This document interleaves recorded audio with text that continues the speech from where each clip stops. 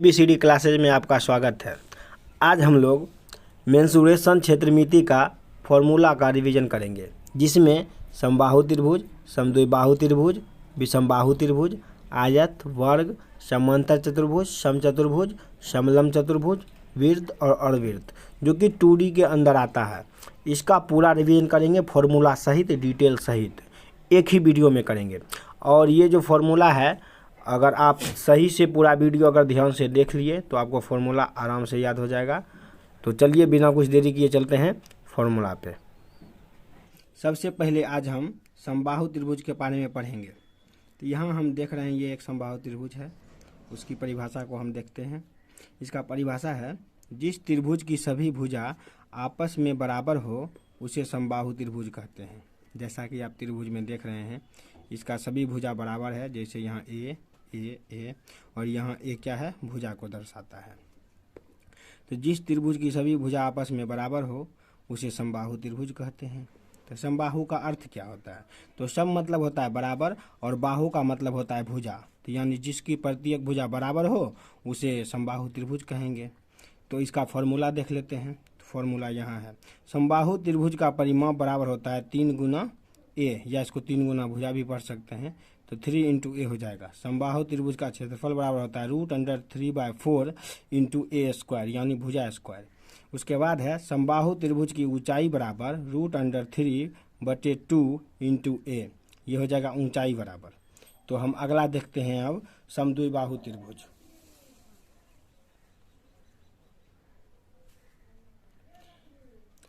जैसा कि आप लोग यहाँ देख रहे हैं, ये समद्विबाहु त्रिभुज है। इसका भी अर्थ हम जान लेते हैं। तो इस सम मतलब होता है बराबर, द्वि मतलब होता है दो, बाहु मतलब होता है भुजा। तो समद्विबाहु, जिसकी दो भुजा समान हो वो समद्विबाहु त्रिभुज हो जाएगा।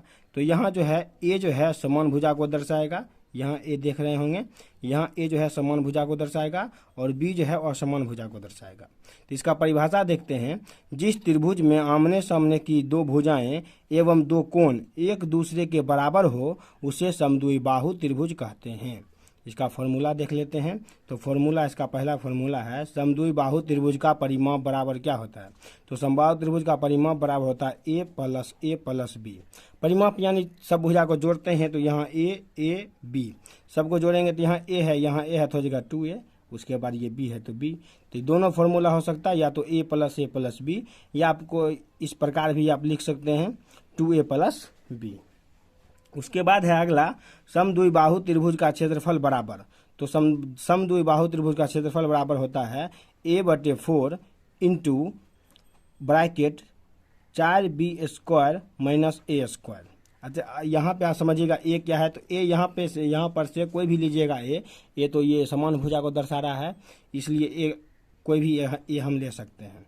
और a/4 into √4b² minus a square, इसका फॉर्मूला होता है समद्विबाहु त्रिभुज का क्षेत्रफल का।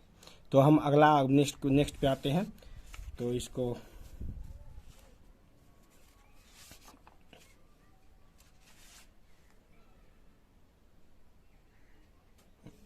अगला हम आते हैं विषमबाहु त्रिभुज। विषम यानी जिसका भुजा बराबर नहीं हो। यहाँ देख रहे होंगे ए के सामने ए, बी के सामने बी और सी के सामने सी। यहाँ छोटी ए बी सी जो है, छोटी ए बी सी, ये त्रिभुज की भुजाएं हैं। विषम मतलब समान नहीं, बाहु मतलब भुजा। जिसकी भुजा समान नहीं हो उसे क्या कहेंगे? विषमबाहु त्रिभुज कहेंगे।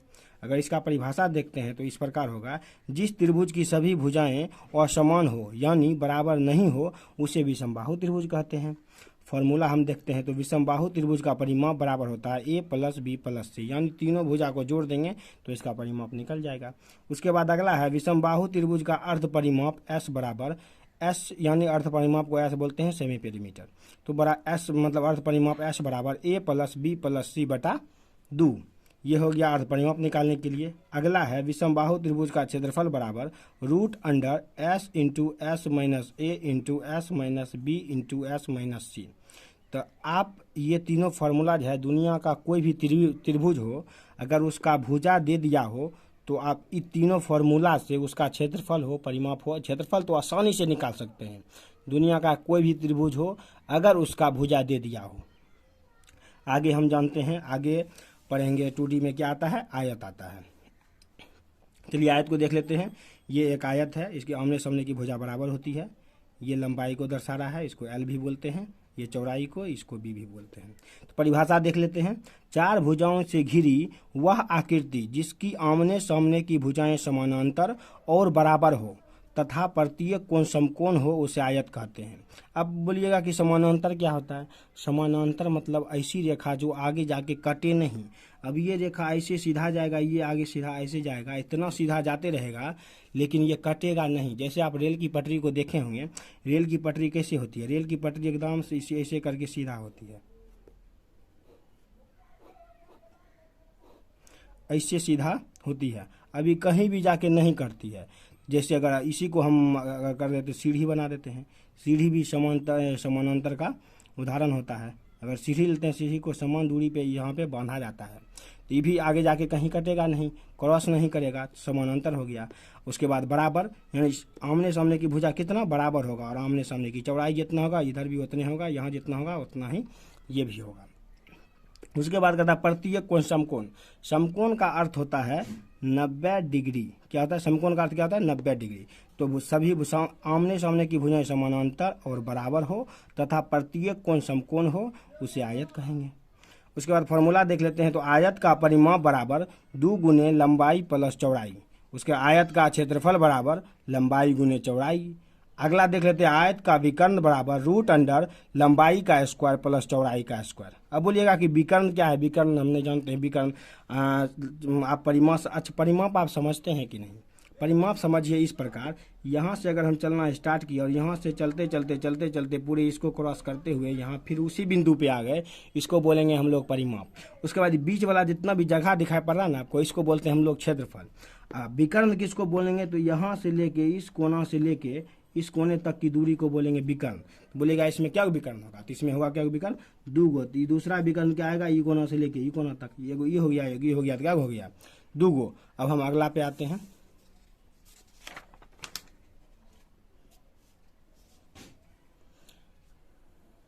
अगला है वर्ग। यहाँ जितना भी भुजा दिखाई पड़ रहा है ए, यहाँ ए किसको दर्शा रहा है? भुजा को। इसका परिभाषा देख लेते हैं। वैसी आकृति जिसकी सभी भुजाएं बराबर हों तथा प्रत्येक कोण समकोण यानी 90 डिग्री हो उसे वर्ग कहते हैं। तभी तो हम बताइए, देखिए समकोण यानी 90 डिग्री, और यहाँ जितना भी देखिए यहाँ सभी कितना बनेगा? 90 डिग्री का कोण बनेगा, यानी समकोण बनेगा। और इसका सभी भुजा क्या बराबर है? सभी ए को दर्शा रहा है, यानी सभी भुजा बराबर है। अगर इसके फॉर्मूला को देखते हैं तो वर्ग का परिमाप बराबर होता है 4 गुने भुजा, वर्ग का क्षेत्रफल बराबर होता है भुजा गुने भुजा, या इसको आप भुजा स्क्वायर भी बोल सकते हैं, लिख सकते हैं। वर्ग का विकर्ण होता है, विकर्ण बराबर हो जाएगा भुजा गुने √2। आराम से इस फॉर्मूला को लगाइए और वर्ग संबंधी जितना भी क्वेश्चन हो आप प्रश्न उसको बनाइए। अब नेक्स्ट हम इसी में आगे बढ़ते हैं। समांतर चतुर्भुज। समांतर चतुर्भुज में देखिए, ये एक समांतर चतुर्भुज है। अब अगर पहचानने के लिए अगर आप देखिएगा कि इसको कैसे, मतलब कैसे हम पहचानेंगे कि ये समांतर चतुर्भुज है, तो आप ध्यान दीजिए। पहले आप आयत एक बना लीजिए।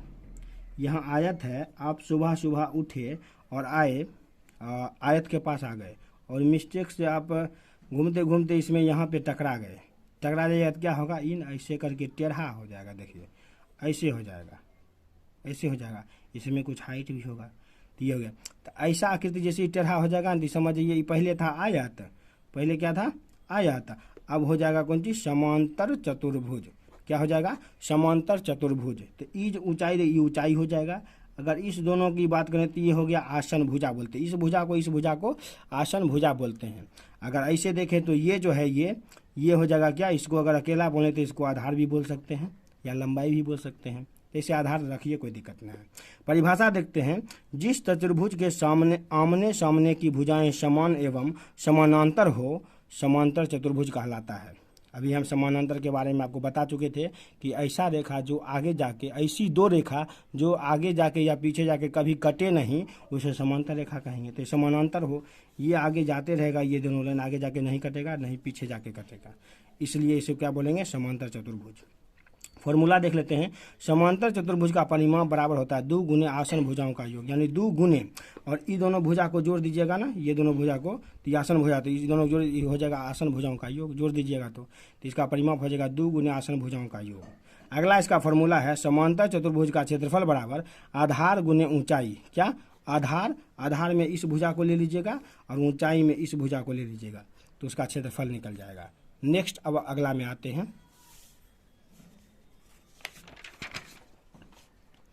अगला क्या है? अगला है समचतुर्भुज। यहाँ जितना भी ए दर्शा रहा है सभी जगह ए लिखा हुआ है, इसका मतलब है कि यहाँ जो है सभी भुजा बराबर है, तो यहाँ ए बराबर भुजा हो गया। परिभाषा लेते हैं, ऐसा चतुर्भुज जिसकी चारों भुजाएं समान हो समचतुर्भुज का उसे समचतुर्भुज कहते हैं, यह कहलाता है। तो यहाँ पे सभी भुजा बराबर है, लेकिन आपको ये भी पता होगा कि वर्ग में भी सभी भुजा बराबर था, लेकिन यहाँ एक बात और है कि यहाँ सभी कोण जो है 90 डिग्री नहीं बनता है। ठीक, इसका फॉर्मूला देखते हैं। समचतुर्भुज का परिमाप बराबर होता है 4 गुने भुजा, जैसा कि वर्ग में होता था। उसके अब है समचतुर्भुज का क्षेत्रफल बराबर 1/2 गुने विकर्णों का गुणनफल। यहाँ जो विकर्ण ये देख रहे हैं D1 है, इधर जो देख रहे हैं D2 है, तो ये D1 D2 इसके विकर्णों को दर्शाता है। उसके बाद इसको ऐसे भी लिख सकते हैं, विकर्णों का गुणनफल जैसे है, इसको D1 गुना D2 भी कर सकते हैं, तो हो जाएगा 1/2 गुना D1 गुना D2। या इसको ऐसे भी लिख सकते हैं 1/2 गुना पहला विकर्ण गुना दूसरा विकर्ण, कोई दिक्कत नहीं। अगला है समचतुर्भुज की भुजा बराबर होता है √D1 का स्क्वायर प्लस D2 का स्क्वायर बटा 4। यानी पहला विकर्ण का स्क्वायर कीजिएगा प्लस दूसरा विकर्ण का स्क्वायर कीजिएगा और बटा 4 कर दीजिएगा, भाग दे दीजिएगा, तो उसका क्या निकल जाएगा? भुजा, इसको रूट से निकालने के बाद। अगला हम आते हैं, अगला हो जाएगा क्या है? समलंब चतुर्भुज। समलंब चतुर्भुज ये हाइट को दर्शा रहा है, ये समांतर रेखा को दर्शा रहा है, समांतर भुजा को दर्शा रहा है, तो इसके मतलब पहले आ जाते हैं परिभाषा पे। तो ऐसा चतुर्भुज जिसकी भुजाओं का एक युग्म समांतर हो समलंब चतुर्भुज कहलाता है। समांतर यानी कहीं कटेगा नहीं। ये भुजा देखिए, ये आगे जाएगा, ये आगे जाएगा, कितना भी आगे जाएगा नहीं कटेगा, ये कितना भी पीछे जाएगा नहीं कटेगा। इसके फॉर्मूला पे आते हैं, तो समलंब चतुर्भुज का परिमाप बराबर होता है चारों भुजाओं का योग। ये भुजा जो चारों दिखाई पड़ रहा है इसको जोड़ दीजिएगा तो इसका परिमाप निकल जाएगा।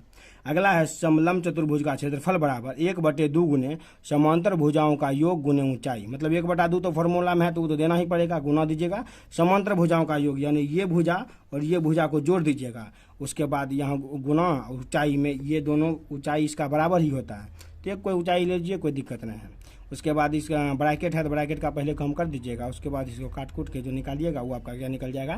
क्षेत्रफल। अब हम नेक्स्ट अगला में आते हैं।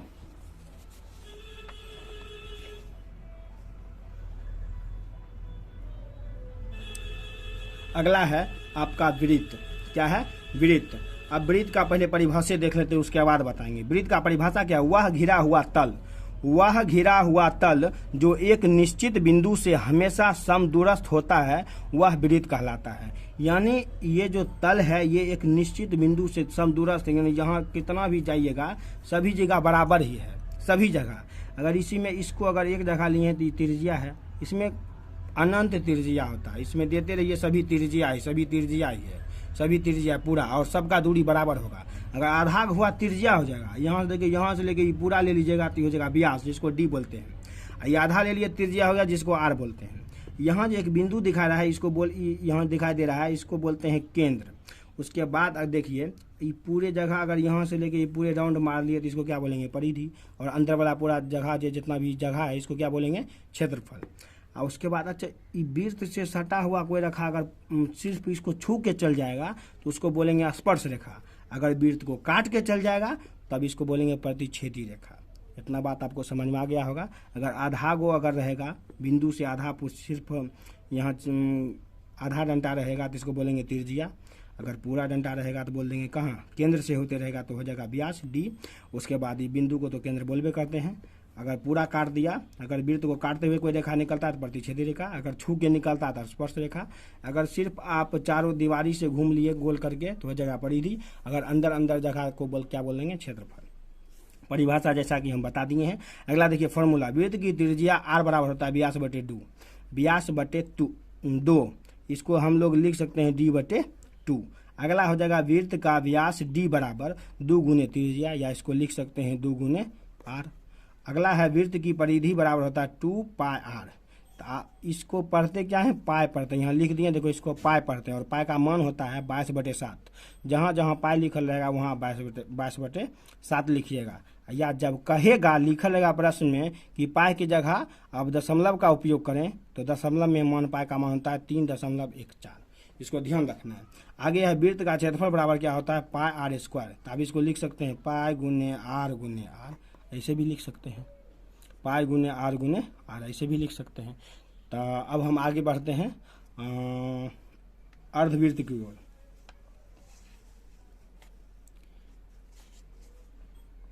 जैसा कि आप देख रहे होंगे, ये किसका फिगर है, ये फिगर है अर्धवृत्त का। इसमें जो वैसे है उसी प्रकार से यहाँ पे अगर आधा रहेगा तो हो जाएगा त्रिज्या, अगर ये पूरा रहेगा तो हो जाएगा क्या, व्यास। फिर यहाँ से लेके पूरी दूरी को पूरे एकदम कोना कोना करते हुए पूरा चल लेंगे या बोल लेंगे, तो इसको क्या बोल देंगे, परिधि। अंदर वाला जितना जगह हो जाएगा तो उसको क्या बोलेंगे, क्षेत्रफल। ये अर्धवृत्त जो है, अगर कोई वृत्त है पूरा, उसको काट के आधा कर दिए तो यही बन गया क्या, अर्धवृत्त। अर्धवृत्त मतलब वृत्त का आधा। अगला इसका फॉर्मूला देख लेते हैं, ये दोनों फॉर्मूला सेम ही होता है। अर्धवृत्त की त्रिज्या r बराबर हो जाएगा व्यास बटे 2, अर्धवृत्त का व्यास d बराबर हो जाएगा 2 गुने त्रिज्या, अर्धवृत्त की परिधि बराबर हो जाएगा पाई r प्लस 2r। आप इसको लिख सकते हैं पाई गुने r प्लस 2 गुने r, ऐसे भी लिख सकते हैं। अर्धवृत्त का क्षेत्रफल बराबर हो जाएगा पाई आर स्क्वायर बटा 2। तो आराम से इससे यूज करके आप बनाइए। अगर यह वीडियो आपको अच्छा लगा हो, वीडियो को लाइक करें और चैनल को सब्सक्राइब करें। मैं आपको विश्वास दिलाता हूँ कि अगर आप इस चैनल से जुड़ते हैं तो आपके मैथ के हर समस्या को सुलझाया जाएगा बहुत ही आसान तरीके से, शांति तरीके से, और सब चीज़ आपको समझ में आएगा। इसके बाद अपना अगला वीडियो आएगा 3D का, जिसमें घन, घना, बेलन, शंकु, गोला, अर्धगोला ये सब रहेगा। वो उस सब का फॉर्मूला बताएंगे, डिटेल बताएंगे। उसके बाद उस प्रत्येक पे एक एक क्वेश्चन का उदाहरण देते हुए समझाएंगे, और 10-10 क्वेश्चन आपको प्रैक्टिस के लिए हम देंगे। Thank you.